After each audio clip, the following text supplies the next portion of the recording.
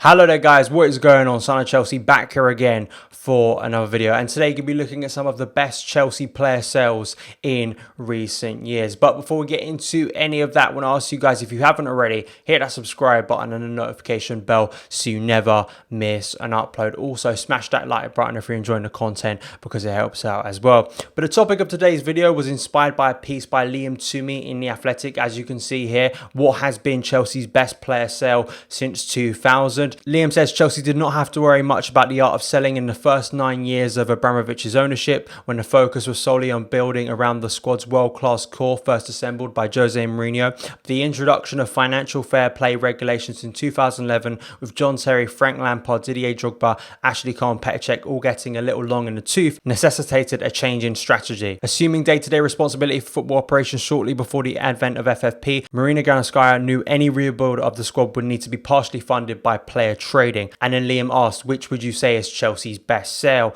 And he goes through a number of names, and we're going to go through each one of them and I'll give my opinions on them. Firstly, Alvaro Morata. Probably, you'd have to say, with the exception of maybe one other on this list, the best piece of business in terms of selling a player for profit Chelsea have done. Truly incredible, considering Morata's time at Chelsea, considering the failure of his time at Chelsea.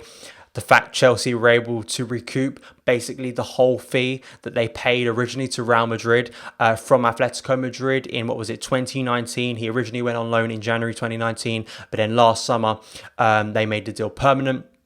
And yeah, it was a great bit of business. You know, Chelsea original move to sign Spain striker was for 58 million. And to be honest, it just never worked out, did it? He was supposed to be the replacement for Diego Costa in the summer of 2017. He was one of those names in 2017 that sort of was a big part of that disastrous transfer window, which we will look back on pretty much in shame at this point, of how bad it was and how bad it worked out. In a recent video when I was talking about Antonio Conte's time at Chelsea, and Morata of course fits into the narrative of that second season and why it went so wrong. Rudiger is the only one currently, basically he's a regular first team player with the exception of Willy Caballero. That's how bad that summer was. None of those big signings really turned out to be positive. And Morata, considering how poor he was to Chelsea, it was such a shock to me that a club would be willing to pay that much to bring him in. You know, I think Chelsea probably expected for the majority of Morata's time at Chelsea that it was going to be a loss eventually for how much they paid for him. But I think what this shows is how good Marina's negotiations have been to get that money back. And it's really helped Chelsea basically to a point where Morata hasn't really been a loss. Now, of course, he was a loss considering the points we probably lost for his missed chances and the fact that we really lost a goal-scoring striker in Diego Costa.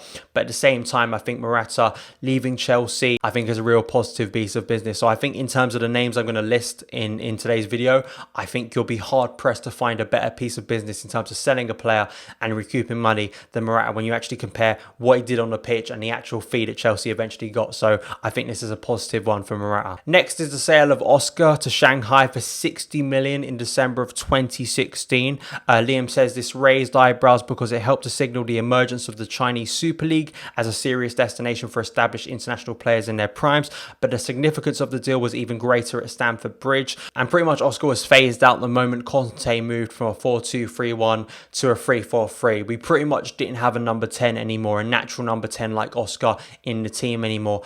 And Oscar was just rarely getting any playing time. You know, sometimes he'd be fielded out wide, but rarely. That was pretty much off the bench.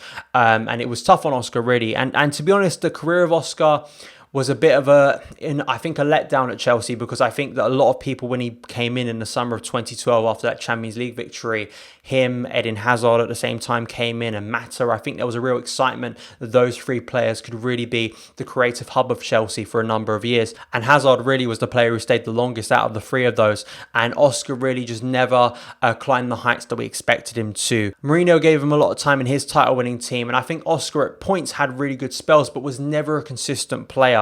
Was never a player you could rely on to consistently play well for a number of months. He'd have good spells and then go off the boil a bit. I don't think he was as impactful. I think there was a sense maybe at times he was a bit lightweight, couldn't really deal with the physicality. And I think that at times, of course, Fabregas really took over in terms of being that creative playmaker for Chelsea whilst Oscar was in the team. And to get 60 million for him, I think was a real stroke of genius from Chelsea, in truth. I don't think it's the same case as Morata, because I don't think you can can explicitly say that Oscar failed at Chelsea, but I don't think you can say he was an amazing player for Chelsea at the same time. I think he served his purpose at times, but I think it was right for him to move when he did and to get the money we did for him, especially after the 15-16 season, and losing out on Champions League football was massive for the club. Now moving on to Diego Costa, 57 million from Atletico Madrid in 2018. That's a tidy profit of 32 million from when Chelsea originally bought him from Madrid in 2014. I feel like the names I've rattled off today, this is the one that I feel the biggest regret towards, because I think this is one player, as I mentioned in my Antonio Conte video, I think we could potentially have kept maybe another year. I fully accept that incident in January of 2017, I think, was really the moment where I think all parties sort of considered that it was going to be the end for Costa. And there was always a sense this wasn't going to last very long, considering the type of character Costa was, considering at times he felt apparently homesick and wanted to go back to Spain. That was pretty much after his first season. I remember there being rumours about him leaving, but he stayed another couple of years. We did get some brilliant moments out of Costa. He's one of the best strikers I've ever seen play for Chelsea. I just feel, as I pointed out before, I think Antonio Conte played a massive part in this, and I think you can't all throw it onto Diego Costa here. I think losing Costa, I think we've lacked his character. I think that's something, when I look at the players that Chelsea have sold in recent years, I think every time I watch Chelsea now and we maybe lack something up top, and that isn't the fault of maybe Tammy Abraham now, who of course is still a young player, still developing, and I think has done really well this season. But I think the character of Costa, the movement of Costa, a world-class striker at his best, and Chelsea still haven't replaced him. Hopefully Tammy Abraham can become that player, but I feel that Chelsea unable to replace Costa adequately with Morata, and losing that player. And out of all the sellings here, I don't think this is one that massively benefited Chelsea, even financially, in my opinion. And the last two, Nemanja Matich, 40 million to Manchester United. I think this is another good bit of business from Chelsea. Yes, in the context of that sum of the replacement, Bakayoko wasn't good and hasn't been a success to Chelsea. And it's going to be interesting to see when Bakayoko does eventually leave Chelsea permanently, how much Chelsea actually get for him. Can Marina get the same sort of fee that Chelsea originally paid for Bakayoko? I'm not entirely sure. But Matich, I don't feel selling Matich was a massive mistake. I have to be honest. I think this is a player that we got the best years out of Matich. A bit like Costa, a bit like David Luiz now. I feel like we've got the best out of Matich. I think when he returned, he was absolutely brilliant for Mourinho in the 13-14 season when he returned there, and in 14-15 him and Fabregas I think worked so well at the centre of Chelsea's midfield, and even of course in 16-17 under Conte was a focal point of winning another Premier League title alongside N'Golo Kante. That was another brilliant midfield. But Matic, as you've seen now, he's moved to Man United. He's got a lot slower. I think he isn't the same type of player, and I think the type of player he is, I don't think works as well in the modern Premier League. I don't think, maybe 5 years ago I think he was really effective, but not anymore with the style of midfield you're seeing at the base of midfield. That has to be a bit more versatile, a bit more dynamic, and I don't think Matic offers that. So I feel 40 million, I think, you ask a lot of Man United fans, probably their best starting 11 wouldn't include Matic. And considering probably that money for Matic eventually got injected into signing Jorginho and Kovacic, I think that's more of a positive for me.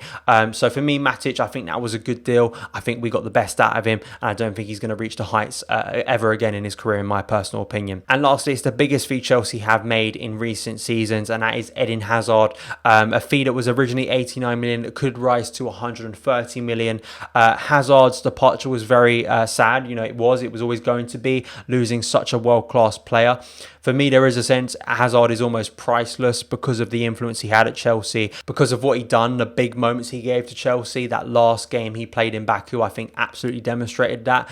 Was head and shoulders the best player on that pitch, and at times was the best player in the Premier League for a number of seasons. Hazard, unlike the other names I've gone through in today's video, we still have yet to see the effects of that fee. We hope that Chelsea can reinvest that money very smartly and very shrewdly in starting to rebuild Chelsea under Frank Lampard. We've got Hakim Ziyech coming in now. There's a number of positions Chelsea want to strengthen: left back, centre back, maybe goalkeeper, striker, winger as well. We're really unsure of how Hazard's money is going to be utilised by Chelsea. So it's really hard to tell. I think it's more going to be the case of how wise do Chelsea spend that money. I think in the career of Hazard, he always will be remembered as wearing a Chelsea shirt, and I think that's an important thing for considering the talent he has, and considering losing your best player and potentially getting upwards of 130 million, considering his contract was running down, I don't think is a bad deal, to be honest. And I think hopefully, as we'll see moving forward, we'll hopefully be able to really benefit the club in establishing a new core of players that can take Chelsea to the top of the Premier League. So that is it for today's video. What do you think has been Chelsea's best player sale? Are there any on this list that you disagree with, that you think actually have been more positive or negative? Please let me know in the comments below. But thank you guys so much for taking the time to watch this video. If you did enjoy it, hit that subscribe button and the notification bell so you never miss an upload. Follow me on Twitter @SonOfChelsea, and I'll see you again.